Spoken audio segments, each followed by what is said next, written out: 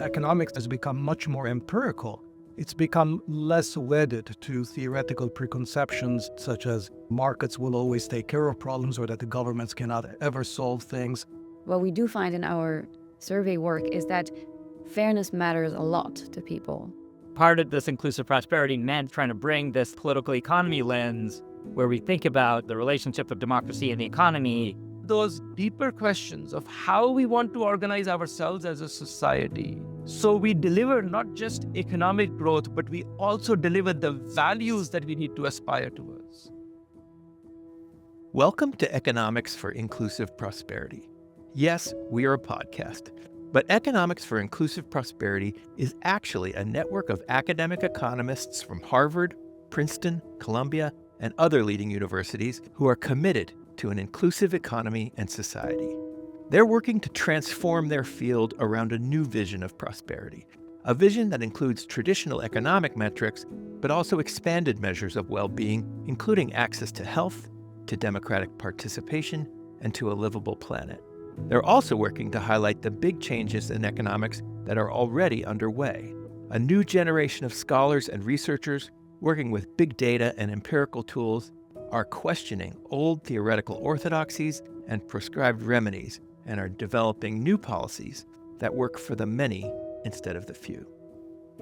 There are two dominant economic visions of today's global economy. The first is neoliberalism.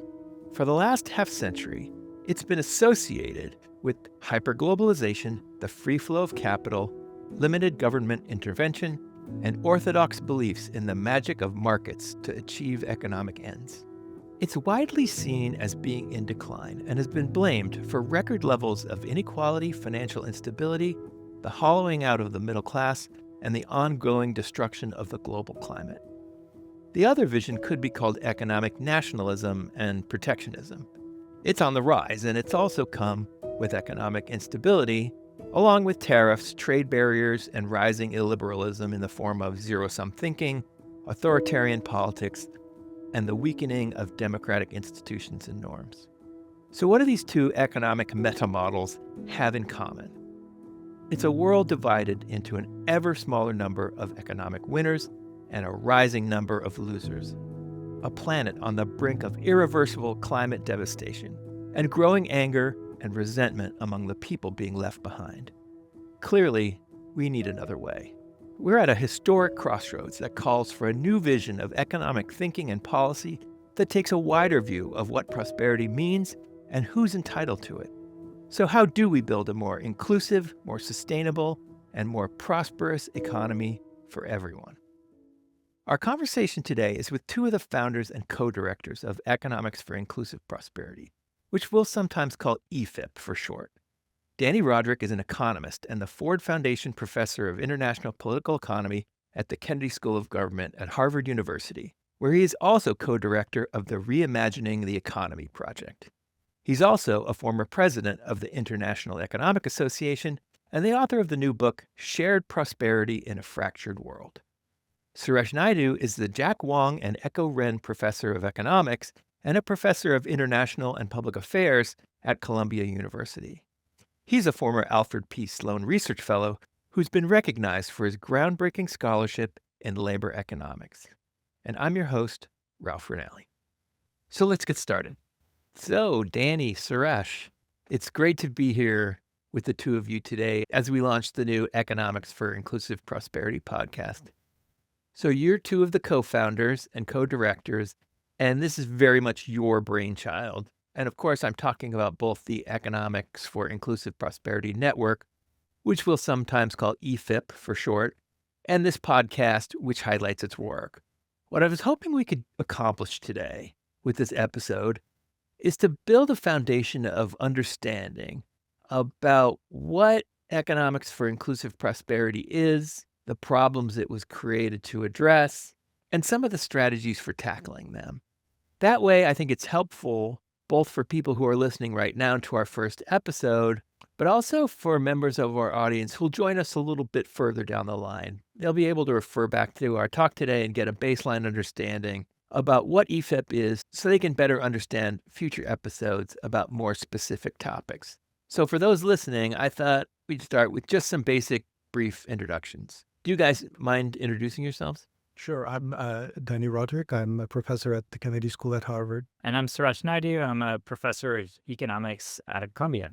Right off, I want to say what an honor it is for me to host this podcast because I believe this subject is so vital to the future of humanity. And full disclosure, I'm not an economist. That's not my job here. My background is in public policy and podcasting and journalism. And my role here is to be a facilitator, an interlocutor, and basically a bridge between economics for inclusive prosperity and our audience. So that said, I thought we might start at the beginning. So where did the idea come from to create a network of academic economists who are committed to an inclusive economy and society? Okay, I'll start with my version, which is it was at a conference run by the Hewlett Foundation at Stanford. And basically, the two of us were there along with Gabriel Zuckman. It was an interdisciplinary conference with many other different social scientists. And basically, everyone was laying blame for all of the problems of the day at the feet of economists.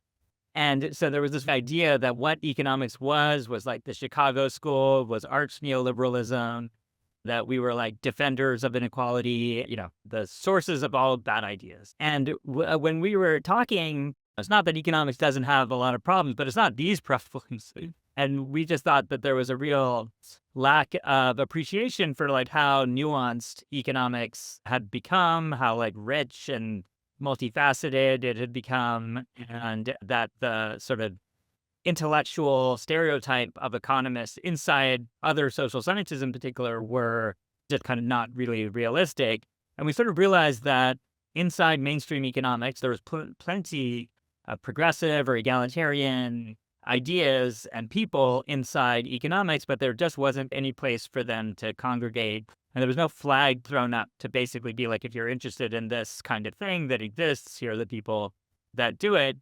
And that meant that in some ways, like a lot of the very interesting ideas that come out of a lot of economics were just not getting wider circulation. And so part of the effort was to kind of also have this idea that economists that entered EfIP would write these policy briefs.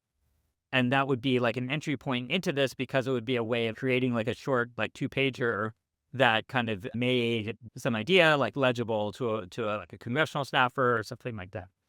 And this was kind of like part of this vein, I think, of a variety of projects by Hewlett and other foundations of, okay, well, the economy is changing. We're headed towards a post-neoliberal moment.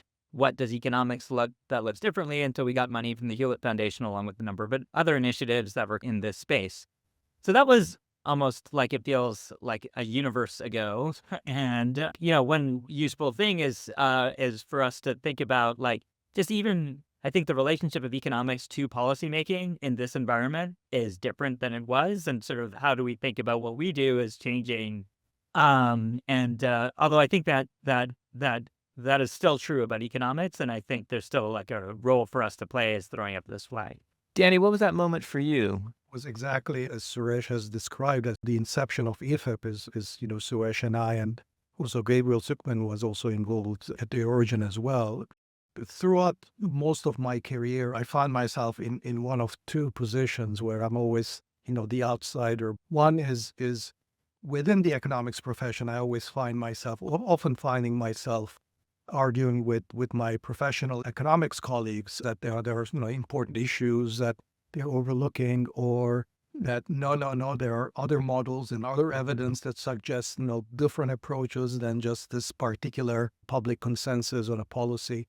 And then when often I'm talking to, people from other social sciences or from history, sociology, political science, other colleagues, I often find, as Suresh said, that there is such a caricature of economists and economics that I can't recognize my own discipline. And I find myself, defending economics against those.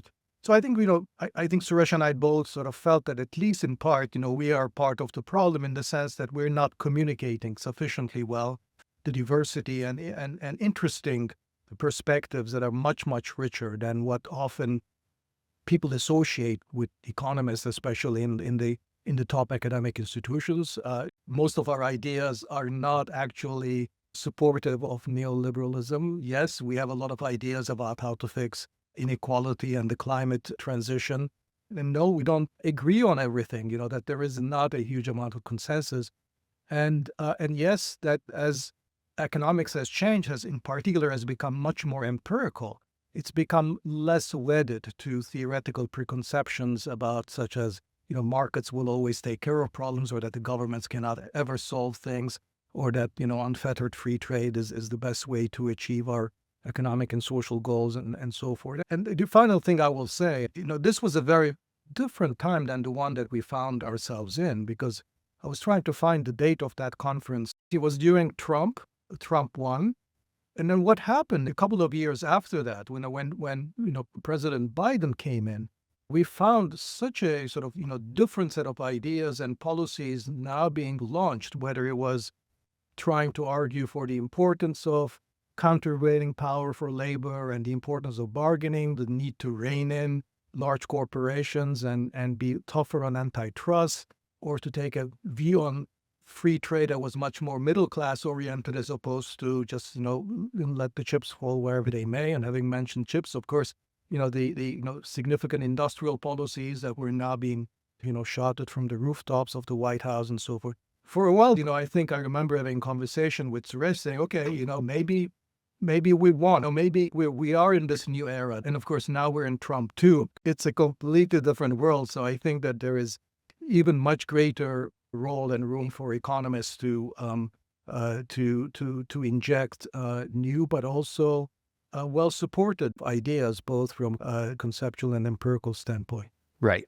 Dani, can we pick up on that point about the economics profession being richer in ideas than many people give it credit for? And sort of how you'd like economics for inclusive prosperity to encourage a wider and more holistic view of what the discipline is, particularly a broader and more holistic view of what constitutes prosperity. So if we're truly moving beyond old paradigms, I like the alternative terms for paradigm you sometimes use, which are meta models or meta frameworks. Those old paradigms like neoliberalism and market orthodoxy, if we're leaving those behind, what are the inputs economists need to take into account when they're defining a new meta model built around the notion of inclusive prosperity? That includes things like health and meaningful employment and making sure we have a habitable planet. So I think, economists have been working on the climate transition issue for quite some time. And so it's not a new issue within economics.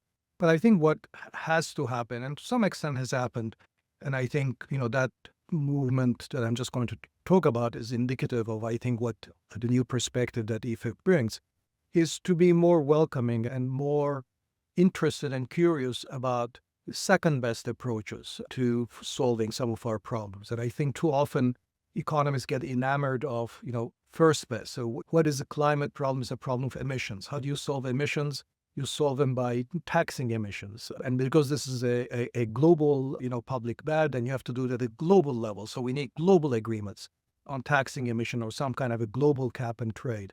Now, the logic of this, of course, is quite correct.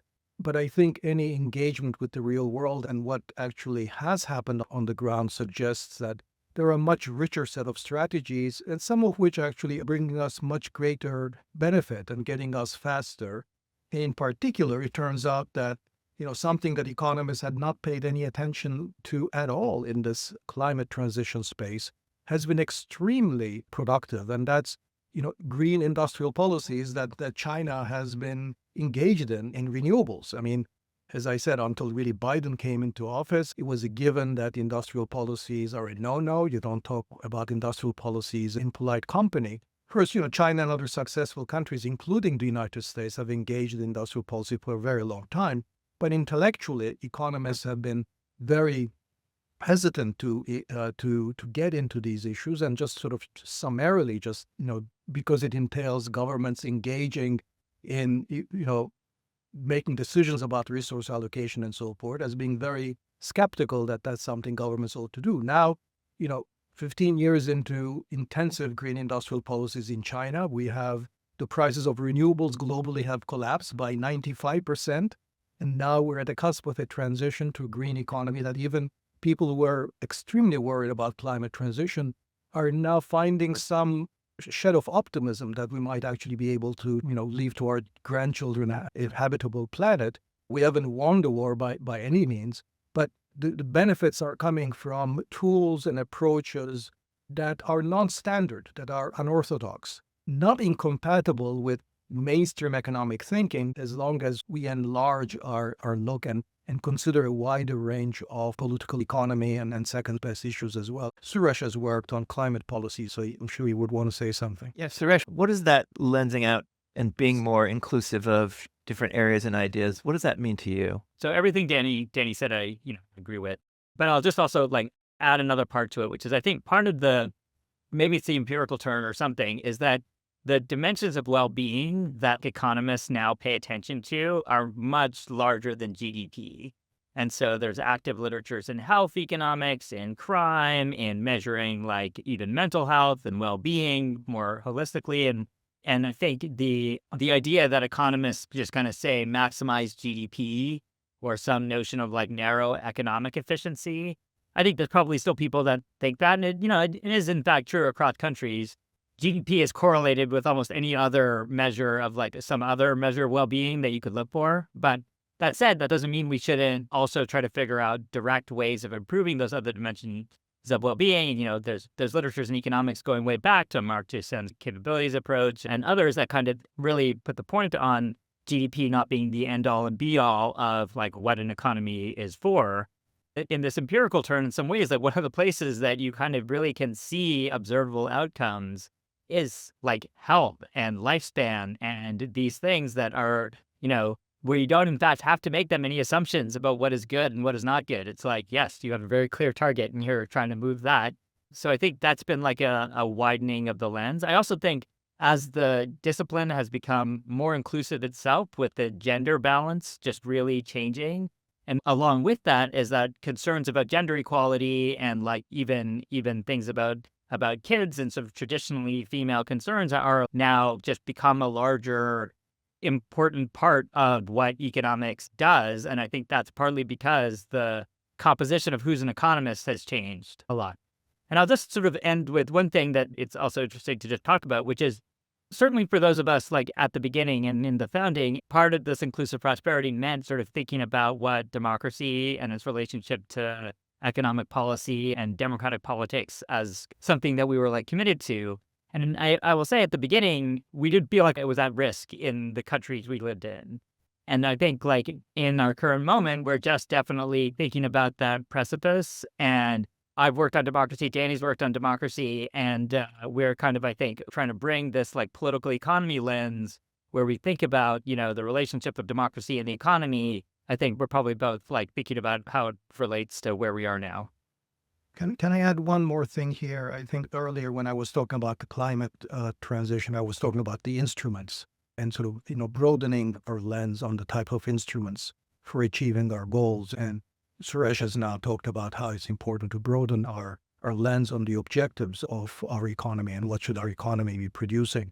And he mentioned the health and other measures of social well-being. I will specifically want to focus there or add the importance of jobs, in particular good jobs. And this is an area where I think economists have had a kind of a blind spot that goes all the way back to Adam Smith, where, Adam Smith sort of taking the mercantilist as his foil said that really ultimately the point of an economy is to produce consumption possibilities, to expand the consumption. And ever since, I think economists have had this kind of a lens where, we measure our well-being by sort of asking, well, does that expand the possibilities of consumption? So complete unfettered free trade with China is wonderful because look at Walmart and the shelves are full of cheap goods that come from China.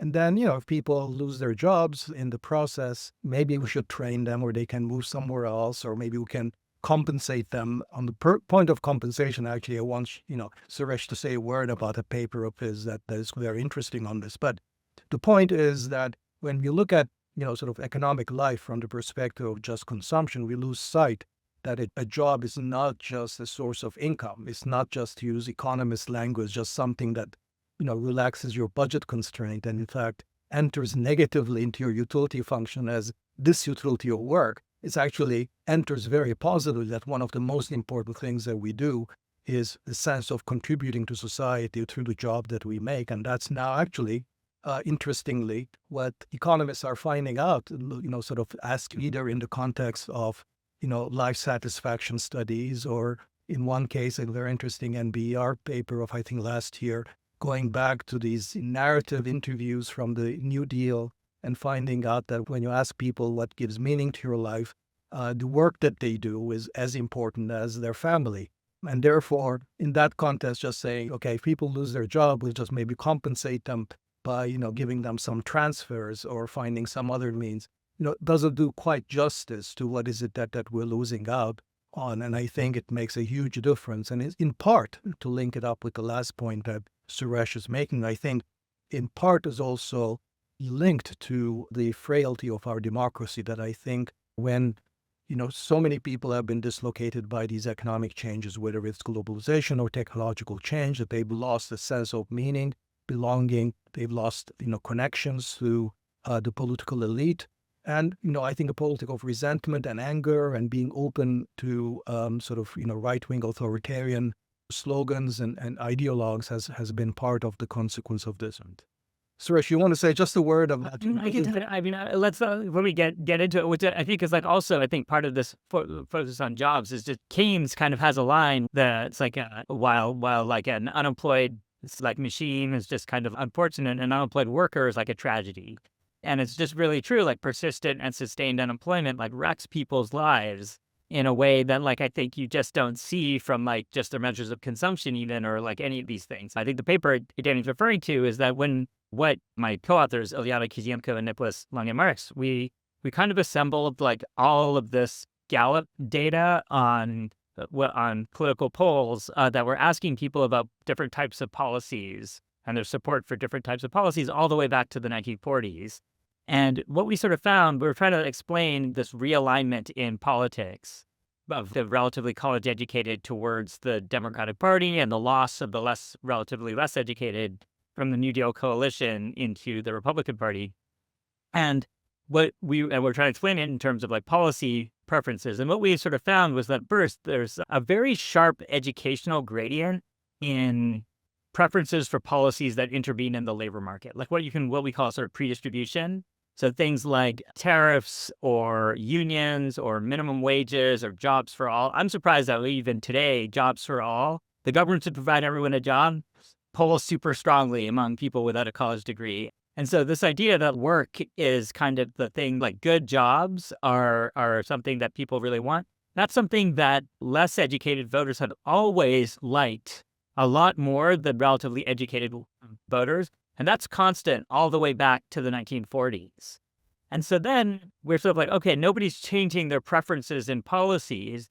And so what could explain realignment? We kind of show in a variety of ways that it's when the Democratic Party kind of pivots in its policy orientation away from these kinds of New Deal, good jobs sort of policies towards still egalitarian, but trying to do it more through the tax and transfer system, like EITC and expansion of food stamps, and doing it more through the welfare state rather than delivering through the jobs. That's kind of the moment that you start to see this divergence in the educational gradient in terms of the relatively less educated leaving the Democratic Party. So our idea there is that this kind of educational realignment that you can argue is kind of lying behind where we are today has as its origins in some ways this divergence in where the Democratic Party went in terms of its policy direction, and it lost one group of voters and gained another.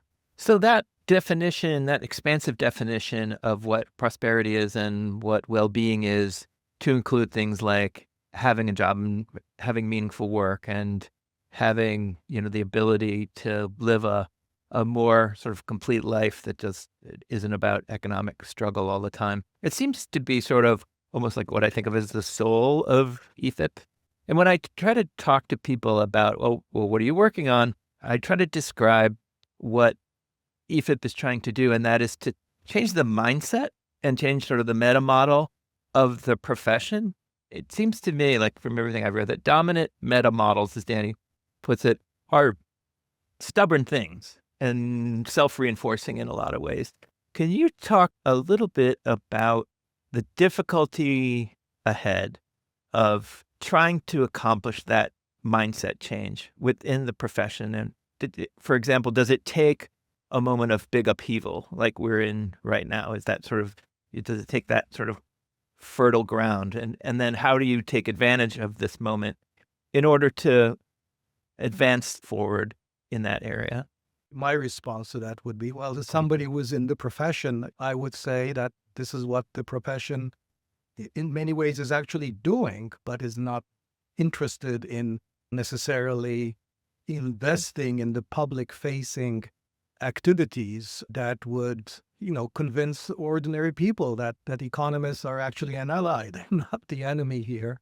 And I think that's the part that in some sense we're trying to fix. I mean, I would say that, that the kind of work we're talking about, that we've been talking about in the last 5-10 minutes is just a fraction or a tiny, just a sliver of the very interesting work that economists are already doing, really enlarging our scope of both, the kinds of things we should be interested in and how we get there. So the thing that I think, Suresh and I have had to, and along with, by the way, there are others involved in this project, Mian and Iliana Kuziemko and Stefanie Stancheva and Gabriel Zuckman I've mentioned, and so many other contributors to our policy briefs and our attendees in the conference we had a couple of years ago. So it is how to beef up the incentives of engaging in these policy debates and sticking your neck out and saying something in public that isn't necessarily nailed down by the laws of causal inference or, wouldn't pass, a 5-referee report test, but it contributes to the public debate and also shows that economists have interesting and diverse ideas on this, because and emphasizing diverse is important because we don't want to look like we're the alternative. That's not the point. The point is here are a bunch of alternatives. They're all sort of driven by a more inclusive understanding of what economics should be about. But we're not taking any, this is not what your trade policy should look like. This is not what, here is your ideal blueprint on labor market policies or antitrust. It's just to convey the breadth of possibilities and to getting more economists engaged in these kinds of debates. I think what we're fighting for, my version of the obstacle we face, is that I think there is still a tendency for most economists to, when they're engaging in public debates, whether it is talking to a newspaper person or whether it's around the conversation around the Thanksgiving table with their families and friends, is to retreat to some very baseline benchmark intuitions about the economy that still comes from the perfectly competitive benchmark, and to be always a defender of that benchmark rather than being more open-minded. Not because that's not what they do in the seminar room or professionally, but that, making that additional leap to what would I think in this particular policy context requires a little bit more investment. I think the term you used in some of the descriptions of economics for inclusive prosperity was the sociology of the profession, right? So Suresh, how do you think about overcoming the dominant sociology of the profession in order to elevate the broader range of ideas that Dani's talking about? Yeah, let me give 2 examples, one very close to what I work on, one that's more in policy areas. So I work a lot on monopsony and labor markets. So just I think there's been a real sea change in labor economics that's sort of migrating, I think, into other fields about just how pervasive employers' ability to set wages is. And one of the things that does is look, employers are always trading off turnover and payroll. And so there's always some wiggle room where you can keep wages a little bit lower than you might have otherwise, suffer the additional turnover, but hey, you make a little bit more profit from that. And that's kind of what's going on. And it turns out that slight modification, it's not particularly a radical departure. It's been around in economics since John Robinson in 1933. But I think in combination with a bunch of empirical evidence, both the evidence on the minimum wage, the evidence that some jobs, for the same worker, it really depends which firm that they're working at. In some case, direct experiments when you can randomize the wage and sort of see how different workers quit or are hired. It's there's an evidence base that is really illuminated by this different way of thinking about the labor market. And it means that around the casual conversation, whenever your drunk uncle says, oh, that minimum wage, that's going to kill jobs. And you're like, well, not exactly. It does actually raise prices, but not because of the reason you might think. It's that you can kind of have an informed, not necessarily goes one way, or you might still come back with the minimum wage is bad, but you'll at least come at it with a whole range of the mechanisms and evidence, and there's a real there. While before it would just be like an economist would just reach intuitively into the mind for the model where the labor market looks like supply and demand curves and be like, yes, price floors are bad, and the minimum wage is just a price floor, and that's bad. And so that's, I think, like some ways in which like the consensus in economics has moved away from kind of the folk economics of the Thanksgiving dinner, and we're just trying to like help make that happen faster. And I'll just give an example from my current policy. Like housing is clearly a big subject these days, and housing and abundance and affordability of housing is clearly an issue. But again, I think housing is like exactly the kind of market where every kind of condition under which markets are supposed to work breaks down. It's not by any means the kind of market that you would think, oh yeah, this is just like supply and demand. And yet when economists, I think, are forced on their heels to think about it on the fly, they'll reach for expanding supply is the best and only way to do things. And, that's probably still true, but we should have like a rich library of like, why did we get the housing regulations that we have? What other problems are there in the housing market you're trying to address? And I think we're going to probably see a wave of evidence around this because economists are good at sort of spotting open questions and answering them. And that will be interesting to also bring that to the public debate. And I think EfIP will try to do something with that. Yeah, you mentioned policy. So can we stay with that for a minute? I know that a big emphasis of EfIP is not just on economic theory, but concrete policy ideas. It's connecting up the world of economics and economic thought with actual policy ideas on the ground. Can you talk about why it's important to have economists thinking in terms of policy? Well, I mean, I would say because precise of the kind of things that Suresh was talking about in connection to either employment policy or with respect to rent controls, that we want to expand what's on the policy menu and move away from this extremely limiting idea that everything has to be measured against, the first best ideal of a free market where if you removed all the impediments and then price controls that you would get at the best possibility. Because that's not the world that we live in. And, it's something I quote all the time. My Princeton PhD advisor, Avinash Dixit, once said, the world is second best at best. And so you just have to consider that depending on, the circumstances you're facing and what's, doable and what's not doable and what's removable and what's not removable, the range of things that might make economic sense, even from an economic efficiency standpoint, is much, much broader than most economists in their public-facing moment give credit to.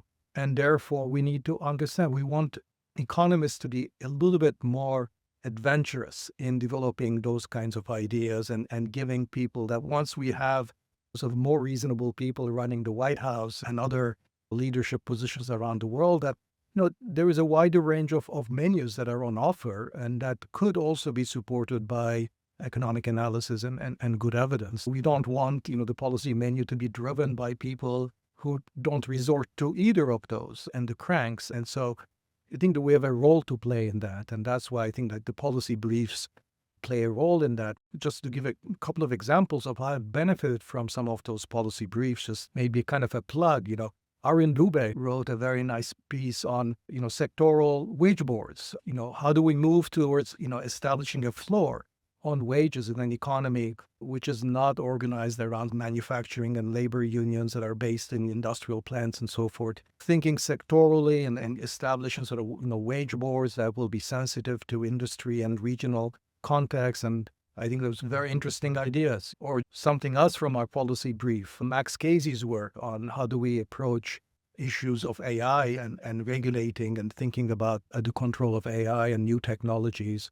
And thinking about that's something that, is ultimately whoever defines the objective function for what the AI is solving for actually determines what AI will do and who will benefit. And therefore, that's a deep, deep insight. And understanding that and drawing the policy implications are very important. Okay, so one more thing I think we should emphasize in this first interaction with our audience is that Economics for Inclusive Prosperity is putting an emphasis on communicating with younger economists and aspiring economists. And I think they're an interesting group because chronologically, their cohort has never lived in a world and in America that weren't getting progressively more economically unequal, right? Not just economic inequality, but worsening economic equality is their lived experience. How do you think their lived experience and worldviews could shape this next phase of economic thinking? And what are you hoping to instill in them to get them to think broadly, to think about policy, and to break free of some of the more hidebound aspects of the profession? So I'll start, I guess, as like so on the younger end of this. I mean, it's been going up. Inequality's been going up all over my lifetime. I'll just say, from my experience, actually, there was something around the financial crisis that, like, I got my PhD right in 2008, and I think there was like a consensus in economics that was kind of like interrupted by the shock that was the financial crisis. And so I think that sort of did change a little bit the selection and like orientation of like people coming into economics after that. So I think there has been a trend, and I don't know if it'll last, and I'm not young enough to know exactly how the recent cohorts have been changed by COVID and everything since.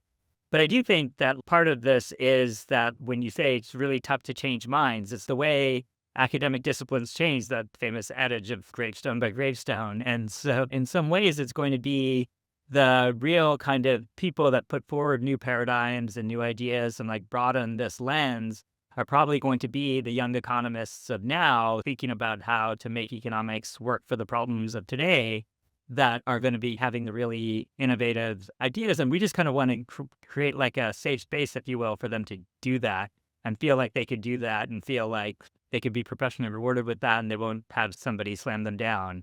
So I think that's kind of what we're trying to do, is encourage young economists to think broadly and think in terms of policy in a way that you're often like not incentivized to do that until you have tenure or something like that. Dani, when you talk to your economics students, what are your impressions of them in terms of how maybe their mindset or their worldview is different from yours when you were their age? And what do you say to them? I mean, I think the empirical turn in economics has had huge impact. It's been good for a lot of different reasons, but the one that matters probably the most in the context of the current conversation is, if you don't have good evidence, good data, and not much consensus on how to interpret evidence, then essentially, evidence doesn't count for much. It's like the way that the drunk uses a lamppost, right? Like for support, not for illumination. And then your theoretical, your conceptual priors determine everything. And when I came of age in economics, that was still more or less what economics profession was like. I mean, when I was doing my PhD and a good, I would say 10 years afterwards, it was only the less capable doctoral students who would do empirical work. This is literally true. If you were not good enough to do either theory or applied theory, which applied theory, by the way, meant, a theory applied to a particular model. It didn't mean actually empirical work. Then you would be advised, well, maybe you'll go to a multilateral institution or you go to consulting and you may want to just run a few regressions. And so that's how the profession was. In that kind of a context, the theoretical priors determine everything. And then everybody's theoretical priors are the, competitive market economy. So now, I mean, when you do empirical work and, with good tools of causal inference, and the world throws out all kinds of findings you weren't expecting before. And then not only are you forced to question the assumptions that you went into, you're also then forced to go back and says, what is it about theory that I missed out, right? Again, the standard example is the labor market with the minimum wage studies and how they went and then, forced us to rethink what kind of market structures or institutional setups would then produce, increasing the minimum wages, increasing employment rather than reducing it. But that really has been now all over the place. I mean, in trade, of course, now we understand much better the consequences of trade liberalization. In industrial policy, there's a vast literature that shows that industrial policy can be very effective under certain settings using state-of-the-art tools on causal inference and so forth. So this transformation is really happening because, people are coming with much looser theoretical priors, doing good empirical work to see what is working, what is not working, throwing up new results, and then going back to theory, then reconceptualizing. And that's exactly what we want young people to be doing, keeping that open mind and doing that work. And then, as Suresh said, open up some safe spaces where they can take those ideas maybe just a little bit further and think a little bit more seriously also about what the policy implications might be and how that might apply in any particular kind of a context. But, it's giving them a little bit of a push rather than, making them change direction or change the discipline. Although I think the social returns from this activity is huge for, our intellectual conversation, I would say. Well, this has been a great conversation. I hope it's given our audience a solid sense of what economics for inclusive prosperity is and what we're hoping to achieve. And I, for one, am really excited to keep these conversations going and elevate the ideas. So thanks so much for being here with me. Thank you. Thanks so for the much. conversation. Thanks. Thanks for listening to the Economics for Inclusive Prosperity podcast. Please join us again in 2 weeks for another new episode featuring EfIP co-director Atif Mian, discussing his research on the relationship between the financial sector, debt, and some surprising repercussions of growing wealth concentration for the broader economy.